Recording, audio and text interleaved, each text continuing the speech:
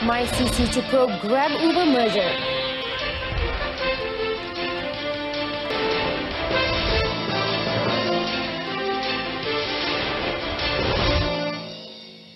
Good afternoon, I'm Cynthia Arthur. You're watching News on 2. The Malaysia Competition Commission, MyCC, an agency under the Ministry of Domestic Trade and Consumer Affairs, will investigate the Grab and Uber merger in Malaysia, resulting in Grab having a monopoly of the e-hailing business. According to the ministry, MyCC has the power to take action on parties which have merged and has a monopoly status within the market under the Competition Act 2010. The Malaysian Competition Commission took preliminary action by conducting a first discussion with Uber and Grab on March 30th. The ministry's statement yesterday follows the announcement by Transport Minister Anthony Loke on Wednesday in regards to strengthening the taxi industry and e-hailing industry. Previously, Loke said the government is studying the monopoly risk within Malaysia's e-hailing market, spurred by the merge between Grab and Uber.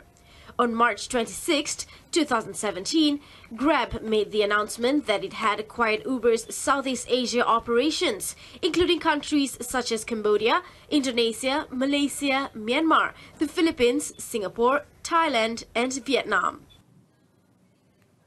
Consumers can now download the Price Catcher application on their smartphones to check prices for 417 selected goods in all stores nationwide. Domestic Trade and Consumer Affairs Minister Datuk Saifuddin Nasution Ismail said consumers can utilize the app to compare prices, pre-goods and services tax GST and post-GST.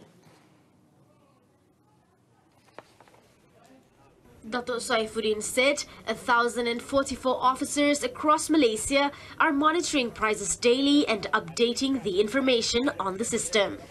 Aplikasi ini memberi maklumat tentang kedudukan harga barang pada harga semasa. Dia boleh bagi tahu ayam harga berapa, ikan harga berapa, daging, telur, susu semua. Ada gambar dan ada harga dan ada kedai di mana harga itu boleh dapat. He was speaking while conducting a visit on recipients of economic tools from the ministry in Pulau Pinang. The app is free to download on both the iOS and Android platforms, and only 40,000 people have downloaded the app so far. The aerospace industry in Malaysia is expected to achieve a revenue growth target of more than 50 billion ringgit by the year 2030. According to Malaysian Industrial Development Authority, MIDA Deputy Chief Executive Officer Dato' N. Rajendran, this growth will be driven by projects in maintenance, repair and overhaul, MRO, engineering and design and manufacturing. He said for the first quarter of 2018, the aerospace industry has recorded 175.4 million ringgit in investments from 4 manufacturing projects from 1 MRO project. We are looking at the ecosystem for the aerospace industry, and we look at the gaps and we look at where the what are the gaps and who are the potential companies that can be targeted to fill up this gap in the ecosystem. Malaysia is currently a focus point of investment for over 200 companies competing in the aerospace industry, comprising local and international players such as GE Engine Services Malaysia, Spirit Aerosystems, and Honeywell Aerospace Services. Dato' Rajendran spoke after the signing of a Memorandum of Understanding MOU with the Malaysia Airport Holdings Berhad in Kuala Lumpur. Communications and Multimedia Minister Gobind Singh Deo has asked telecommunication company Telekom Malaysia TM to consider the expansion of a new priced package to better serve all Malaysian users. In a press statement, he said the package that will be offered should be reasonable and not just limited to households with an income lower than 4,500 ringgit. TM's efforts to reduce internet prices and increase broadband speed falls in line with the government's policy to provide better internet service with high-speed broadband and quality to all.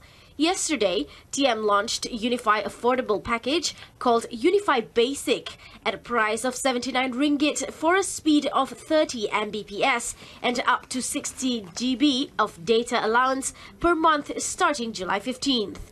In regards to complaints on Streamix, the ministry has been holding discussions with the TM on recurring issues. Government also urged other telecommunications companies to submit proposals to reduce the cost and increase the speed of their broadband services. An office on the top floor of a shopping centre opposite the RTM building in Kuching was partially destroyed in a fire that occurred early today. According to the Sarawak Fire and Rescue Department Assistant Director of Operations, Tiong Ling Hee, a fire on the 4th floor of the building destroyed almost 30% of the building's upper section, while the section below was unaffected. Speaking to reporters at the site, Tiong also revealed that the failure of the fire alarm system and inadequate fire extinguishers in the building had caused the fire to spread quickly. About 25 fighters along with 2 fire engines rushed to the scene at about 6:42 a.m. after the department received an urgent report from civilians. Fortunately, no casualties were reported and the cause of the fire is being investigated. And that concludes this afternoon's news on 2. In our top story, MyCC to probe Grab-Uber merger. Join us again at 7 this evening. Till then, I'm Cynthia Arthur and thank you for watching.